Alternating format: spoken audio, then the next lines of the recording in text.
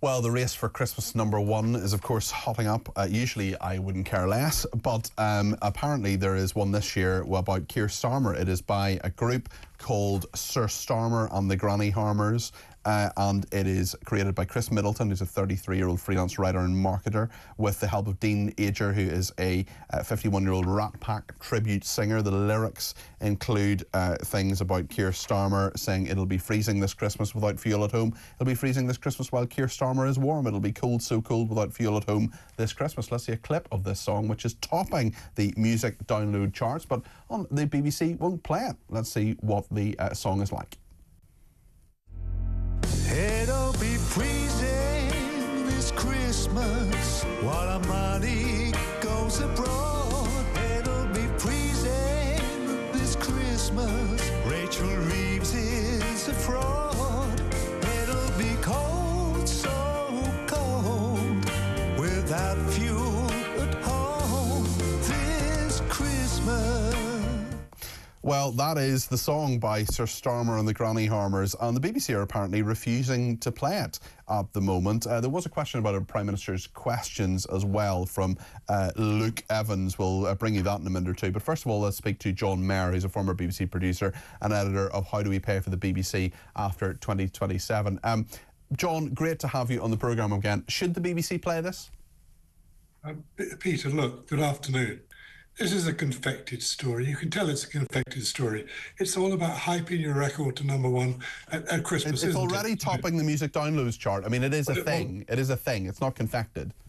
The chart I saw said it was number 55, but let that be. You know, the Christmas charts are important. It's a novelty record. It's purely that. So, you know, why get so excited? It's all the usual suspects. It's the Daily Mail, the Daily Telegraph, the Sun, and you, I'm afraid, on this, is starting to bash the BBC. Well, I haven't bashed anybody. I'm simply asking the question. Not yet, Peter. I'm asking the question, should the BBC play this? And John, you haven't answered that just yet. Go ahead. I'll answer it now, Peter. You know, Auntie tends to be a bit worried in these situations. They should play it at least once. If it gets to #1, they have to play it, you know. But it's a political song, like the one about Thatcher was a political song. Which did the BBC play that? I don't think they did at the time, did they? I think I was perhaps too young to know, but I know that the BBC has banned various songs in the past. In the 60s, they banned a song called Eve of Destruction, which is a great song as well. Yes, of course, Barry Mackenzie, I remember it well, Peter. Yeah, indeed. Well, it was very opposite for what was happening in the 60s, I can tell you. But yes, I mean, there was a question about this at Prime Minister's Question Time yesterday. Dr. Evans, Luke Evans, the MP for Hinckley and Bosworth, asked Keir Starmer if he would join him in congratulating Mr. Middleton on the song. Ed Davey also going for the #1 slot with his own charity single. Dr. Evans, Luke Evans said, as it's Christmas, will the Prime Minister join me in congratulating Chris Middleton, who wrote a charity song in support of Age UK, which has already raised £10,000. And Sir Keir Starmer said, I'm not going to adjudicate between the contending symbols for the top of the charts. But, John, you make a fair point in that it is tricky for the BBC in these things. But given that there are at least some people who are downloading it, given that there are some people who think it should be #1, I mean, perhaps they could play it once or twice on Radio 2 or something like that? Play it once or twice, you know, talk about it, put it in context, but, you know, it's hype. Ed Davies hyping his song, so these people, you know. I mean, that's what popular music is about, though, isn't it? It's about hyping it and getting it to #1 and making sure you get it talked about.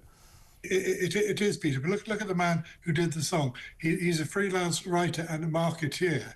That's the important part, but he knows how to market his songs.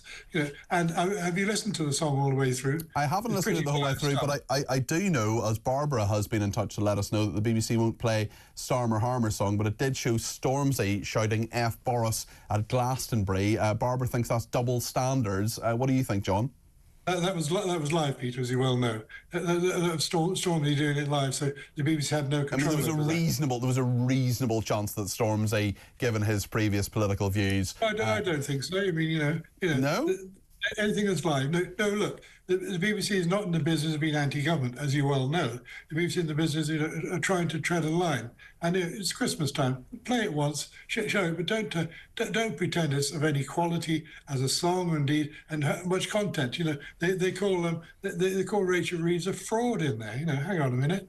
Well, lots of people think she is. It's a legitimate opinion. I think you might be referring to previously. Sorry, I think I perhaps misunderstood what you're saying, John. Please tell me if I was. When the BBC reported, of course, that "Ding Dong, the Witch is Dead," when Margaret Thatcher died, reached #2 in the chart. So apologies. I thought you were talking about when Margaret Thatcher was Prime Minister.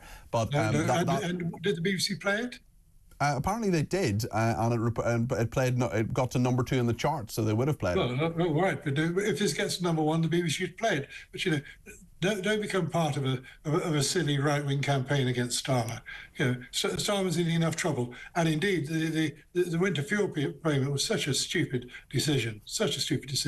Everybody can see that, but you know, leave him alone let him have a Christmas. Okay, all right. Well, thank you very much indeed.